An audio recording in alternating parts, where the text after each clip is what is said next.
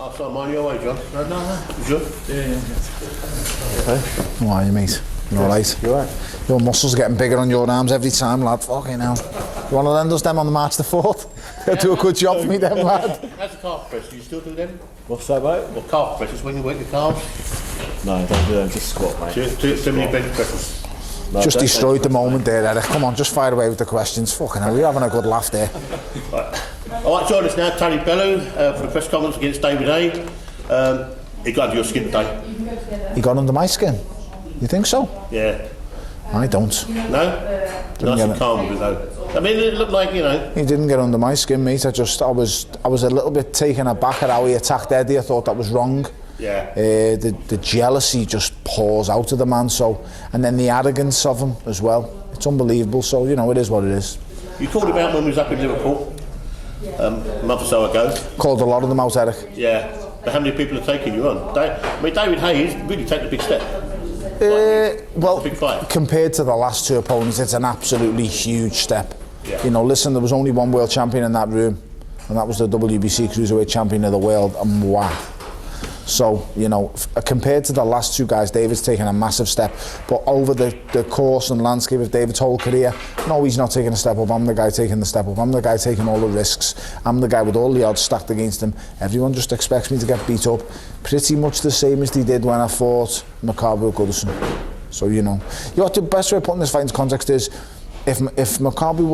if I would have stayed down in that first round against Makabu and been counted out in that first round when he knocks me down, and Makabu fights David Haye, no one would even bat an eyelid, because Makabu's the guy who knocked Tony Bellew out and he's the killer cruiserweight. No one wants to face him. He's champion of the world. This is a great fight for David Haye. But because I knocked Makabu out, all of a sudden now this is a mismatch. Tony Bellew's a cruiserweight. I don't understand where it's come from. I am better by a country mile than the last two clowns he fought. That is not me disputing it. That is just fact. That is fact. I am the hardest fight David Haye's had since Vladimir Klitschko. There is nobody who's beaten him who is better than me. There's no two way. That is not even. That is not up for debate. That is fact. That is just fact. So, you know, I am a test to him compared to the last two. So, see how it goes. I'm up for a good fight. I'm shocked at his antics today. He looked very shook. When we got close, he looked rattled and he looked nervous. He does like to get his voice across quite a bit now. Yeah, years ago he wasn't. He was confident, but now like he's overconfident and. It's just pure ego with him, you know. Like I say, if you looked at the contract, the demands were absolutely ludicrous. The ring size, the matting in the ring. You must be seated when I walk into a press conference. Who the fucking hell does he think he is? Who is? That's what he said, and I refused. Yeah. I'm not going out there sitting down waiting for his lordship to arrive. What do you think this is? It's boxing. It's a fight. It's a press conference. It doesn't mean nothing. And then we come to the head-to-head. We've had our say, you know, we've had to and fro, bit of banter between the two of us, but then we've got close. He's got in my face, yeah, okay. So I knew he was rattled because I didn't take the step to engage him. I was happy to stand there and tell him a few home truths. That's what was going through me. I'm going to tell him. But then he put his face and nose on my face, and I thought, whoa, you're invading me space. So I pushed him, and then he punched me on the side of the head. Oh. So, you know, there's no, Eric, you've seen it. I missed it. Eric, you've seen it. The whole world's seen it. He thrown a punch. I pushed him off me as he put his face on me, and he thrown a punch. And if that's the best he's got on March the 4th, he's in a world of trouble. Because if you're landing a punch and it does absolutely nothing with no gloves on, with gloves on, you've got a problem. Right, so the fight's in March now. Yes. A few months.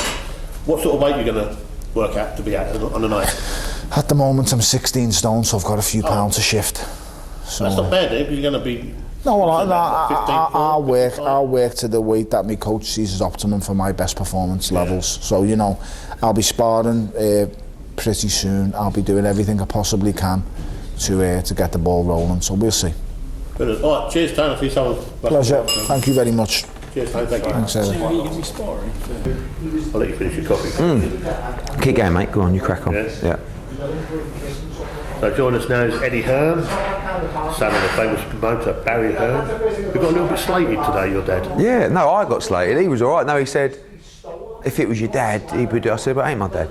Yeah. I said, the good news is I'm here for you to provide you with another payday.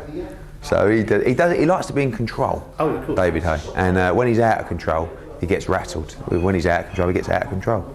So, you know, leading up to this fight, You know, he was trying to call Tony direct, trying to say, look, you know, let's do a deal without Eddie, and you know, all these things, because he hates the fact that I've got to be involved, because he likes total control himself. And when Tony told him where to go, then they had no choice but to do the deal with me, and that really hurt him. So tell about some of the demands. Tony was telling me you've got to sit down before David Haye. No, that was when we turned up today. I said David will only come to the press conference when Tony's sitting down. So no, it's not a contract, but that immediately calls, as you can imagine, with these fighters. You know, when you tell a fighter that, it's about pride, isn't it? It's about ego. It's about face, and you know, ultimately, he weren't going to do it, and then we had to bring him in from 2 separate doors and queue, and it was like, you know, we've got all these things to come, just getting started. Well, this should be a sellout. I mean, how's the ticket going now? Already sold out, yeah, sold out in a minute. So, really? Yeah. We had the pre-sale earlier this week, we had the Matchroom Fight Pass sale, we had the general sale today, all sold out immediately, so it's a big fight. It's now 17,000. 17? Yeah, so. Sell it already? And pay-per-view? Yep, Sky box office. Oh, you've had a result, really, haven't you? Well, they have. I, of course, you know, hopefully I'll get some kind of contribution. You know, the boys are going to make a lot of money. That's what it's all about. It's my job to provide that for Tony, and you know, I'm pleased to do it for him. Do you ever get nervous at the press conference where the 2 boxers are both shouting at each other and you're stuck in the middle? You're thinking, hello? Not really. Sometimes, like when it went off with Chisora and White the other week, that was bad. That was bad. No, that was bad. This was very quick. You know, it was boom, boom, push, push, separated. But when you got a guy, you know, tearing off 3 security to get and these are big men. Yeah. You know, they're not. You know, when you're in between 2 featherweights, it's quite easy for me to just hold them off. When Quigg Frampton, it was the same. But when you're in with these big boys, you know, once they go, they go. So can you tell us a bit about the undercard? You've got anything? We're working on that. No, we're going to put about 3 or 4 big title fights together. So the key was just getting everything over the line, and then next couple of weeks we'll work on the undercard. Well, let's hope David Haye turns up on a night. He'll be there. He needs the money. Yeah, but you know they make excuses, don't they? No, he needs the Fury. No, yeah. With that. Yeah. We'll see. Yeah. Brilliant. Cheers, Eddie. Cheers, Eric. Thanks, mate. Bye. Yeah.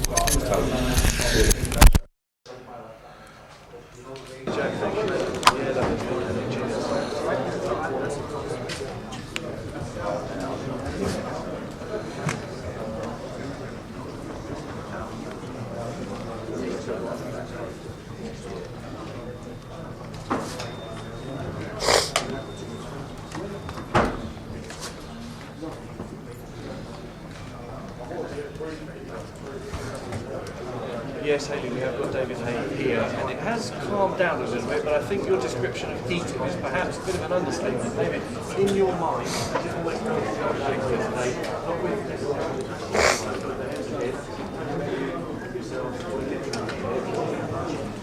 if he thinks that's a punch, he's got nothing coming. All I remember is he pushed me and I kind of pushed him back. You know, it's unnecessary. I never initiate things unless I feel threatened. I really feel threatened today, but once he put his hands on me, I sort of struck back a little bit. But I want to make sure I was aware that he might try something similar to damaging him. All it takes is one shot from me, and he's got a broken jaw from this. So I was aware that he might try something, but I was not going to do anything to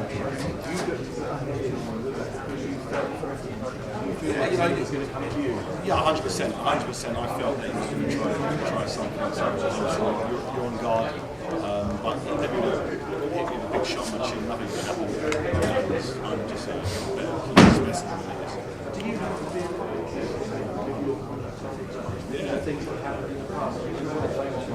Yeah, for sure. I've got a cut, and we don't need that sort of potential drama. So the next time we'll make sure there's a lot more security, making sure it keeps him away from me. We've interviewed Tony already. He says that you look rattled and he believes he's inside your head, and that's what prompted your end of this kind of reaction today. What's your counterclaim to that? So he can think whatever he wants. You know, I know what's going to happen come fight night. I think everybody who understands boxing, any boxing historian knows a good man beats a little man, but an exceptional big man always beats a little man, and that's what you're going to get on March the 4th. Verbally, you went for Eddie Hearn in the press conference as well. What's behind all of that? Yeah, I just get sick of him constantly getting in front of the camera. You know, why was he narrating this press conference. He's just a promoter, one of 2 promoters promoting this event. He should have been Adam Smith narrating this. That's what he normally does. But once again, Eddie wants to get his head out there and wants to make it all about Eddie, and it's not. You know, this is Haymaker versus Matchroom. This is, you know, David Haye versus Tony Bellew, and this is Shane McGuigan versus Dave Coldwell. You know, it's us versus them. We're going to war, and on every department, they're going to come off second best. I wanted to ask you about Dave Coldwell because you two worked together historically. Of course, he was part of your team at one point. Today, I think you called him tenfold at one point.